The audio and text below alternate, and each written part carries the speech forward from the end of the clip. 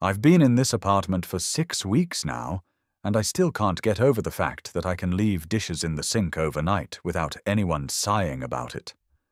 Tom would see one coffee cup sitting there and launch into his whole speech about respect for shared spaces and basic adulting skills.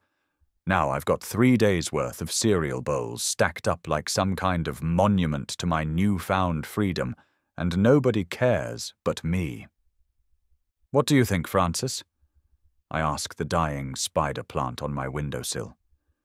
Too rebellious, or not rebellious enough? Francis doesn't answer, obviously, because she's a plant, and also because she's slowly turning brown despite my best efforts. Tom always said I had a black thumb, that I killed everything I touched. Maybe he was right about that one. But at least now when I kill Francis, I don't have to listen to a lecture about responsibility and following through on commitments. The apartment isn't much, a one-bedroom in a complex that's seen better decades, but it's mine. Well, mine and the bank's, but Tom's name isn't on anything here. I picked out the shower curtain myself, blue with little sailboats. Tom would have said it was childish, but I like it. It makes me think of going somewhere. I'm sorting through mail when I find it. The letter. It's mixed in with the usual junk. Credit card offers, grocery store circulars, a water bill that's blissfully small because I'm the only one taking 20-minute showers. But this one's different. The paper feels old, yellowed at the edges like something from an antique shop. My name and address are written in black ink, but there's no return address, no postmark I can make out. Inside, there's no greeting, no signature, just symbols drawn in the same black ink, covering the entire page. They're not letters from any alphabet I recognize, but they're not random scribbles either. There's a pattern to them, a deliberate structure that makes my eyes water when I try to follow it. "Okay, Francis, what do you make of this?"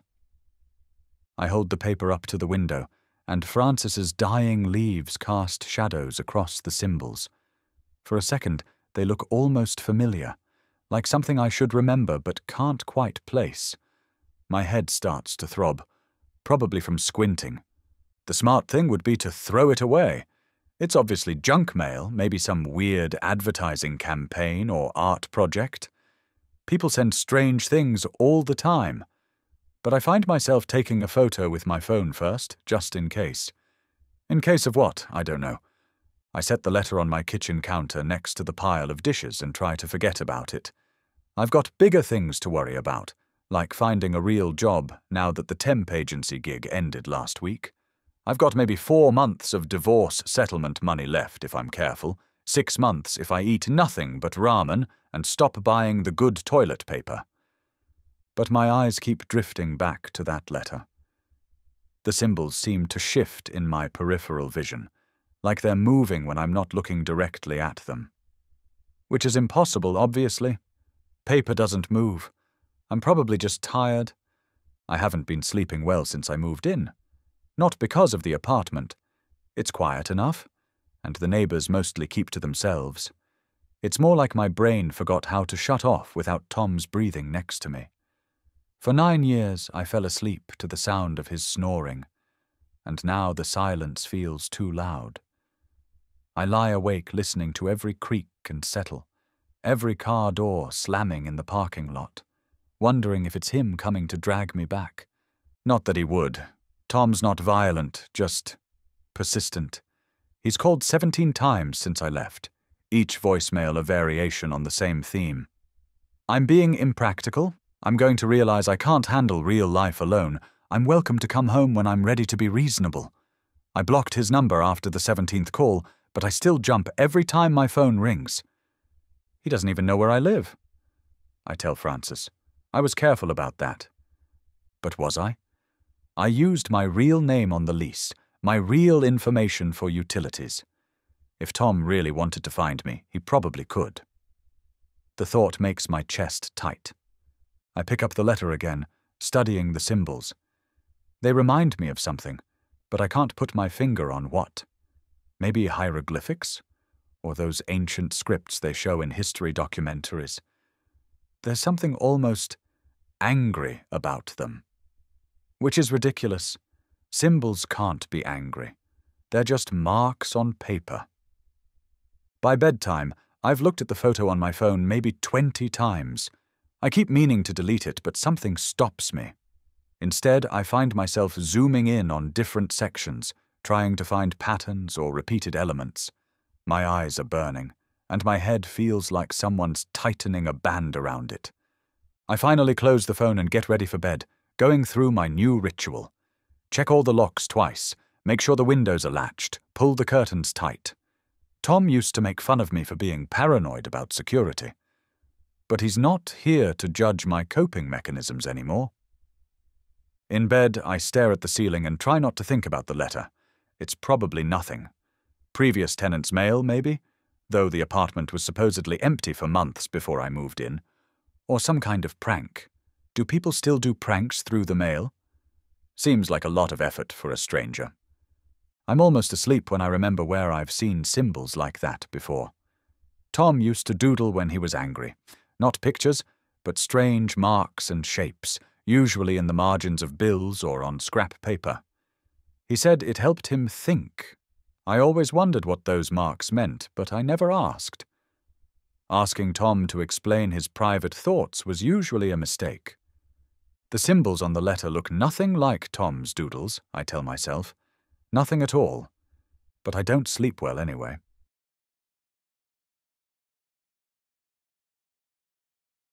Three more letters arrive over the next 2 weeks. Then nothing. I check the mailbox every day for 5 days straight, and there's nothing but bills and grocery store ads. On the 6th day, I actually feel my shoulders relax for the first time since the first letter came. Whatever it was, prank, mistake, weird art project, it's over. See, Francis, I told you it was nothing to worry about.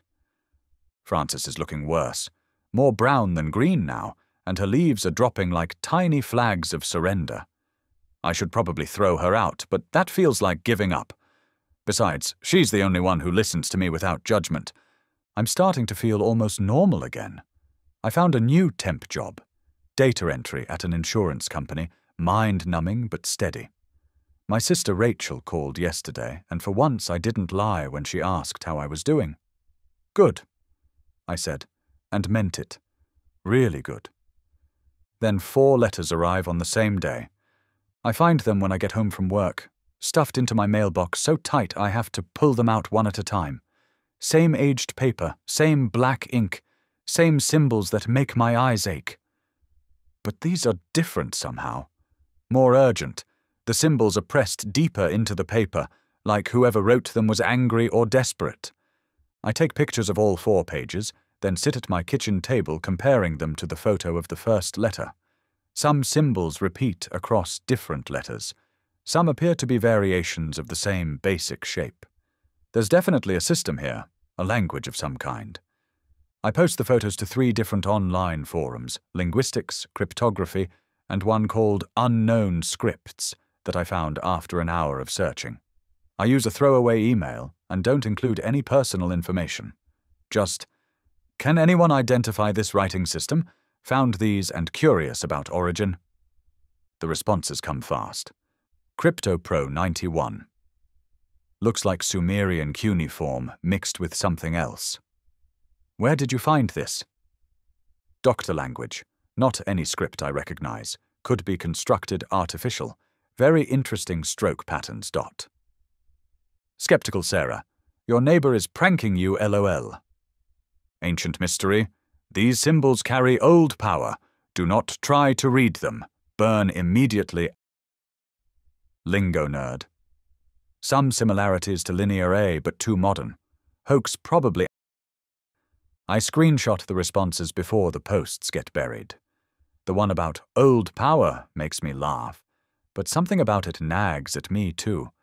There's a weight to these letters, a presence that feels bigger than just ink on paper. Over the next week, I develop a routine. Check mailbox first thing when I get home. Take pictures of any new letters. Post them online. research symbols in my spare time. I buy books about ancient scripts and comparative linguistics, spending money I don't really have. The letters don't follow any pattern I can figure out. Sometimes 2 arrive in one day. Sometimes I go 3 days with nothing. It's not escalating in any logical way, which somehow makes it worse. At least if they came daily, I could prepare for it. I start checking the mailbox multiple times a day, once before work, once at lunch if I can drive over, always immediately when I get home, and sometimes again before bed. The mailman probably thinks I'm insane, but I can't help it. The not knowing is driving me crazy. I think someone's messing with me, Francis. But who? And why? My neighbor in 4B seems like the type. He's got a scraggly beard and wears band t-shirts from groups that probably don't exist. But when I run into him at the mailboxes, he just nods and minds his own business. Doesn't seem like someone who'd put this much effort into a prank. Could it be Tom? The thought keeps circling back no matter how much I try to dismiss it. He doesn't know where I live, but Tom's resourceful when he wants to be. And he'd definitely see this as teaching me a lesson about consequences. You wanted independence, Diane. Here's what independent looks like. Confused and scared and in over your head. But Tom's not creative enough for something like this. His idea of psychological warfare was leaving my coffee cup unwashed in the sink, so I'd know he was disappointed in me. On Thursday night, after a particularly bad day of obsessing over the symbols, I do something stupid. I call him.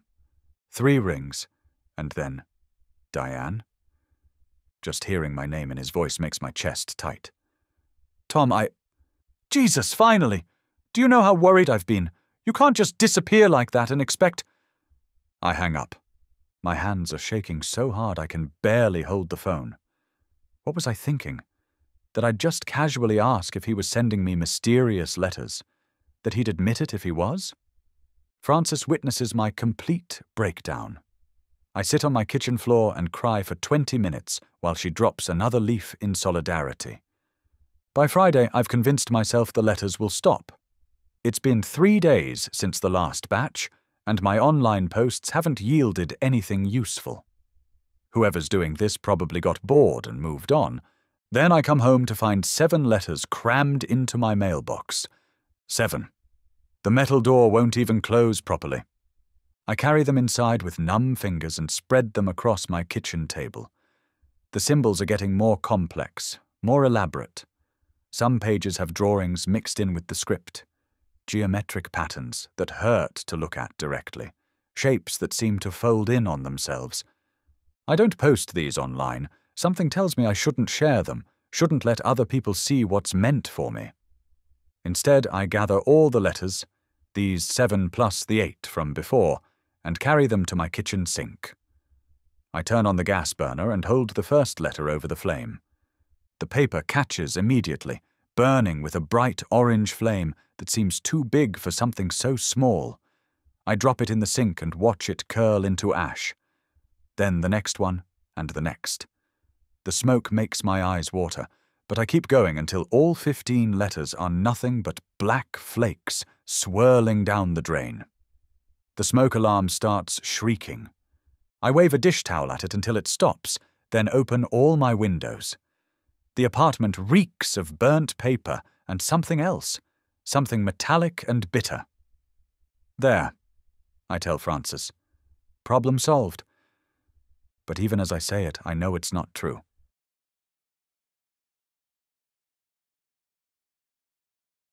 The new letters are waiting when I wake up. 2 of them, slipped under my door sometime during the night. I almost step on them in my bare feet on the way to make coffee. My hands shake as I pick them up. Same aged paper, same black ink, same symbols that make something twist in my stomach. Like the burning never happened. Like my dramatic gesture with the kitchen flames was just another disappointment, another thing I couldn't follow through on properly. I don't go to work, I call in sick, which isn't really lying because something is definitely wrong with me. My temp supervisor sounds annoyed, but not surprised. People in data entry call in sick a lot, apparently. One of the perks of being forgettable. Instead, I sit at my kitchen table with the letters spread in front of me and a fresh notebook beside them. If burning doesn't work, maybe understanding will. Maybe whoever's doing this will get bored if I stop reacting with fear. I start copying the symbols, slowly, carefully, trying to match each curve and line exactly. It's harder than it looks. My pen wants to move in different directions, like the symbols have their own gravity. After an hour, my hand cramps and my head pounds, but I keep going. What do you think, Frances? Am I losing my mind? Frances drops another leaf in response. She's mostly stems now, a skeleton of her former plant self. I should put her out of her misery, but throwing away Frances feels like admitting defeat on multiple levels. She's the only thing in this apartment that depends on me, even if I'm failing her spectacularly. By noon, I've filled 8 pages with copied symbols. Some of them start to look familiar as I draw them. Not like I've seen them before, but like my hand remembers making these shapes. Which is impossible. I've never drawn anything like this in my life. Except, I flip through my notebook, looking for patterns. There's something about the way certain symbols connect, the flow from one to the next. It reminds me of something, but I can't place what. Then it hits me. I drop my pen and run to my bedroom closet, digging through boxes of stuff I haven't unpacked yet. Most of it's junk I should have thrown away before moving. Old journals, college textbooks, random papers from the divorce proceedings. But somewhere in here is my high school yearbook. And in that yearbook, I find it buried under a pile of Tom's old receipts. Why did I keep those? My senior year annual, with all the stupid messages people wrote. I flip through pages of fake smiles and forced memories until I find what I'm looking for. My own handwriting. 17-year-old me, doodling in the margins during some assembly or boring class. Little abstract shapes and patterns, the kind of mindless scribbling you do when you're not paying attention. They look exactly like the symbols in the letters. Not similar, exactly the same. I carry the yearbook back to the kitchen and set it next to my notebook. Symbol by symbol, I compare them. The curves match. The angles are identical. Even the way the lines connect is perfect. Frances, this is my handwriting. But that's impossible. I didn't send myself these letters. I'm not that far gone, am I? People don't just forget writing mysterious messages to themselves. Unless. I think about the nights I've been lying awake, staring at the ceiling. The times I've woken up more tired than when I went to sleep. How I sometimes find my notebook moved to different spots on the table, or discover I've eaten food I don't remember making. Could I be sleepwalking? Writing letters and delivering them to myself during some kind of fugue state. It sounds crazy, but so does everything else about this situation. I lock my front door and put the key on my nightstand. If I'm somehow leaving the apartment at night, at least this will wake me up. Then I sit back down with my notebook and keep copying symbols, looking for answers in my own unconscious scrawling. The phone rings around 3. Rachel's name flashes on the screen. "Hey, Di, just checking in. How's the new place?" "Fine." I lie. "Everything's great." "You sound tired. Are you sleeping okay?" I look at my notebook, filled with symbols that apparently came from my own subconscious. Just adjusting to living alone, you know? Tom called me. My blood goes cold. "What?" "Yesterday. He wanted to know if I'd heard from you. I told him it wasn't his business anymore, but he seemed really worried. Said you called him and then hung up?" I dot. How do I explain that I called my ex-husband to ask if he was psychologically tormenting me with mysterious letters that I might be writing to myself? It was a mistake. I pocket-dialed him. "Di, are you sure you're okay? You could always come stay with me for a while if—" "I'm fine, Rachel, really, I have to go." I hang up before she can argue.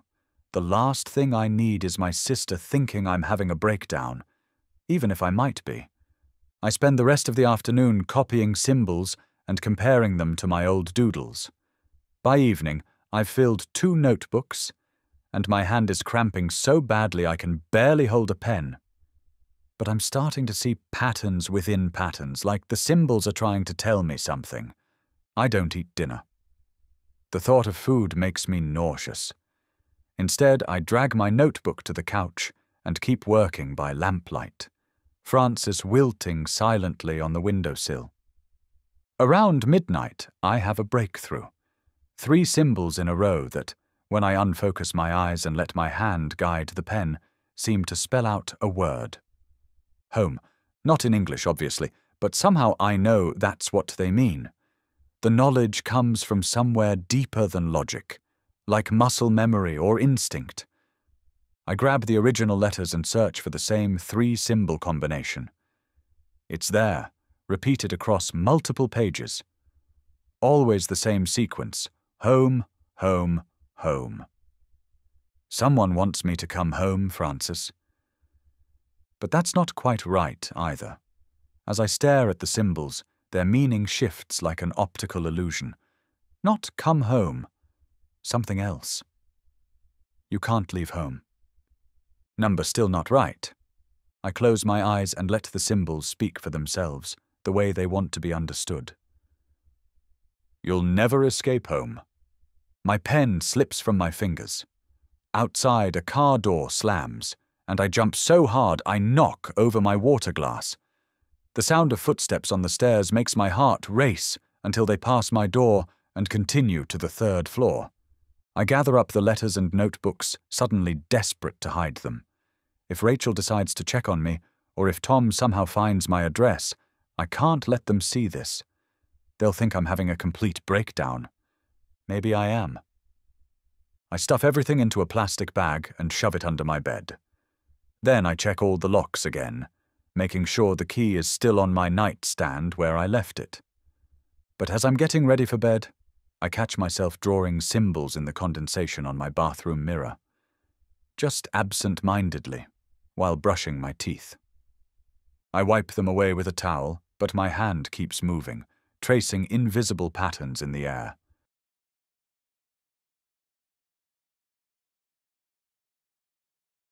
I haven't left the apartment in 6 days, not since I called in sick on Monday and then just kept calling in sick. They probably fired me by Wednesday, but I stopped checking my phone. It keeps buzzing with numbers I don't recognize. Work, maybe Rachel, maybe Tom. I don't care anymore. The symbols are everywhere now. I started with notebooks, but I ran out of paper on day 3. Then I moved to napkins, receipts, the backs of bills. When those were gone, I found myself drawing on the walls with pens, markers, anything that would leave a mark. The symbols flow out of me like water, like they've been waiting inside me for years. Frances finally died yesterday. Or maybe the day before. Time gets fuzzy when you don't sleep. Her last leaf fell while I was explaining the pattern I'd discovered in the 3rd letter. I kept talking to her dried stems anyway. Old habits die hard. See, Francis, it's all connected. The symbols aren't random. They're telling a story. My story. My voice sounds strange in the empty apartment. Hoarse from lack of use, or maybe from talking to a dead plant for hours at a time. When did I stop sounding like myself? I've covered 3 walls of the living room and most of the kitchen. The symbols overlap and interconnect, creating larger patterns that hurt to look at directly. Sometimes I catch meaning in them. Fragments of thoughts, memories, fears I didn't know I had. But when I try to focus, the meaning slides away like water through my fingers.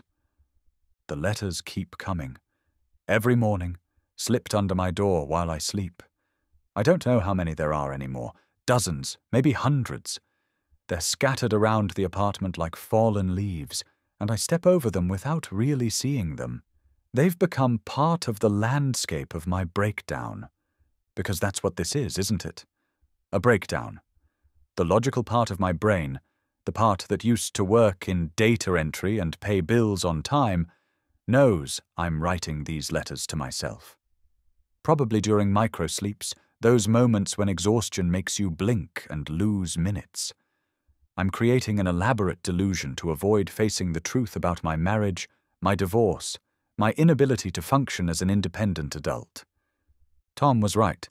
I can't handle real life alone. But knowing it's a delusion doesn't make it stop. If anything, it makes the symbols come faster, more urgently. My hand moves without conscious direction, filling every available surface with patterns that feel more real than reality. I haven't eaten in... When did I last eat?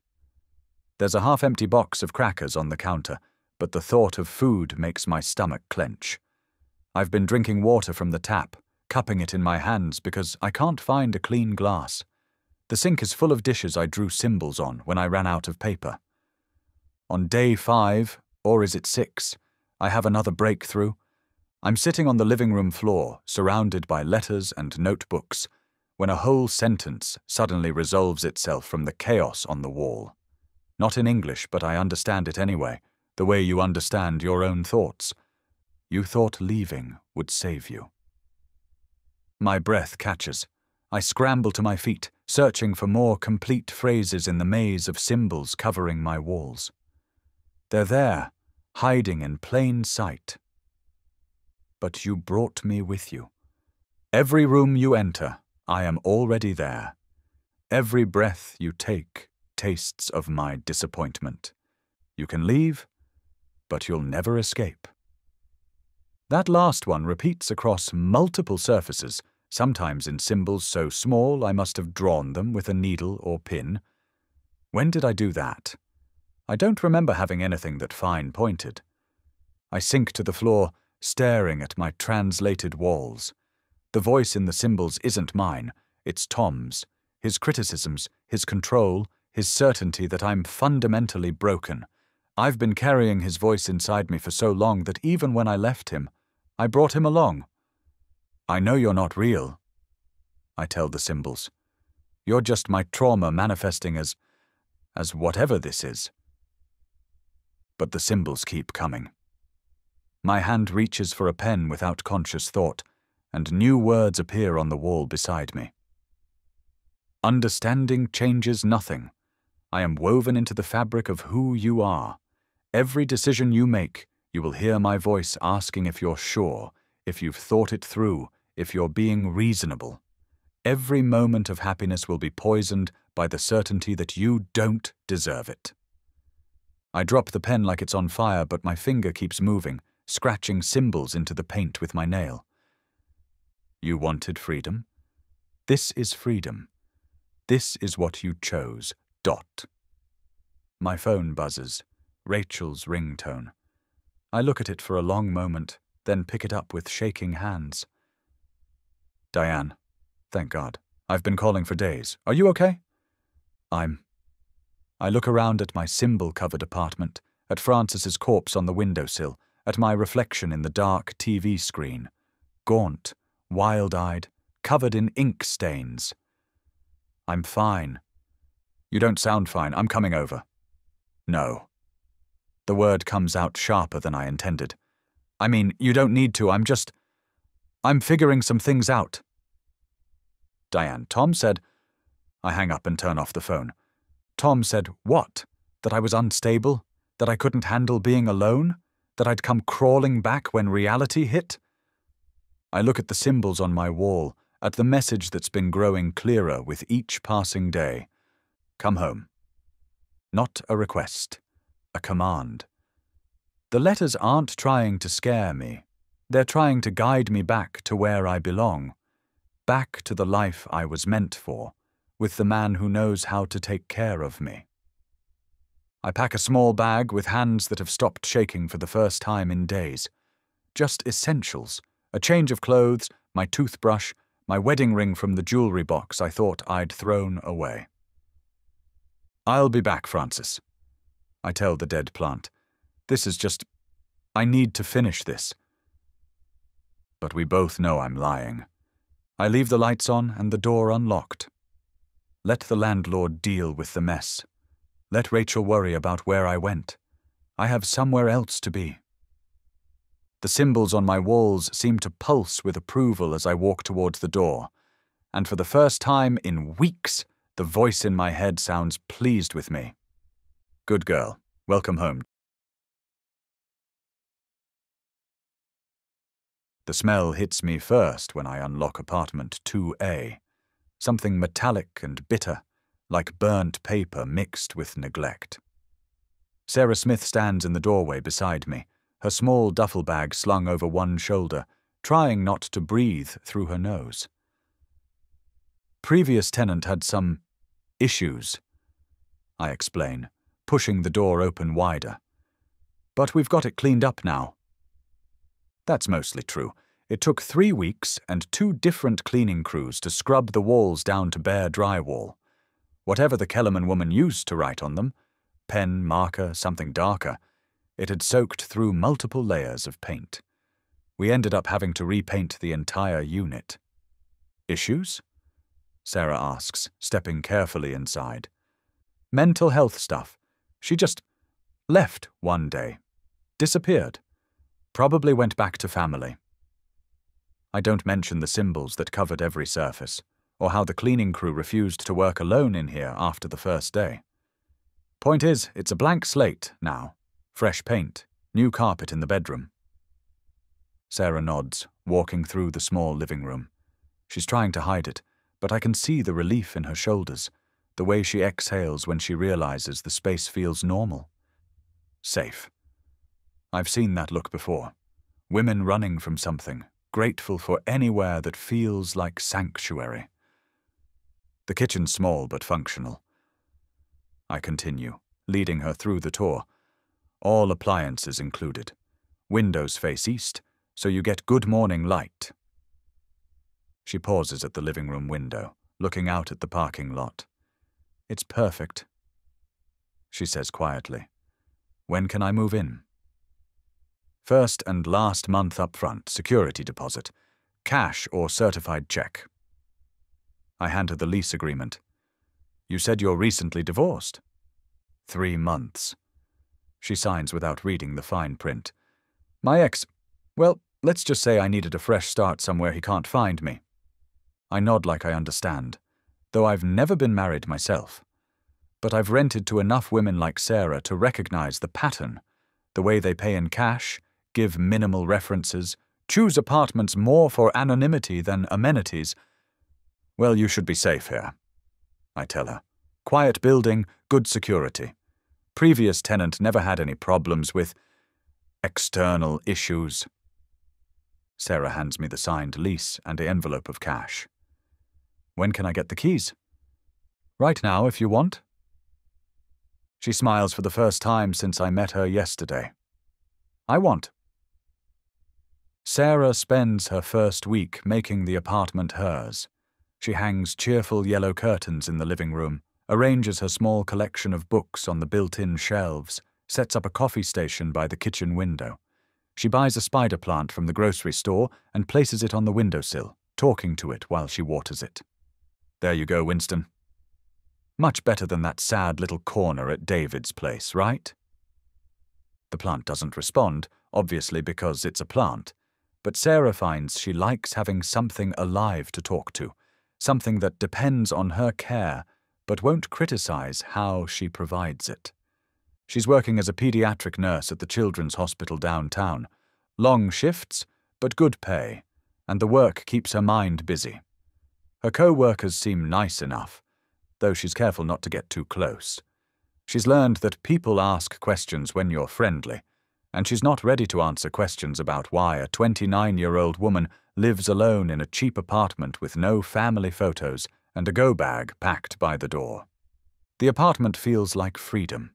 She can eat cereal for dinner without anyone commenting on proper nutrition. She can leave her scrubs in a pile on the bedroom floor without hearing about respect for shared spaces. She can fall asleep to whatever Netflix show she wants, at whatever volume feels comfortable. For the first time in years, Sarah remembers what it feels like to make choices without fear. The letter arrives on a Tuesday. Sarah finds it slipped under her door when she gets home from a particularly rough shift. 3-year-old with appendicitis, parents screaming at each other in the waiting room, attending physician who treated the nursing staff like furniture.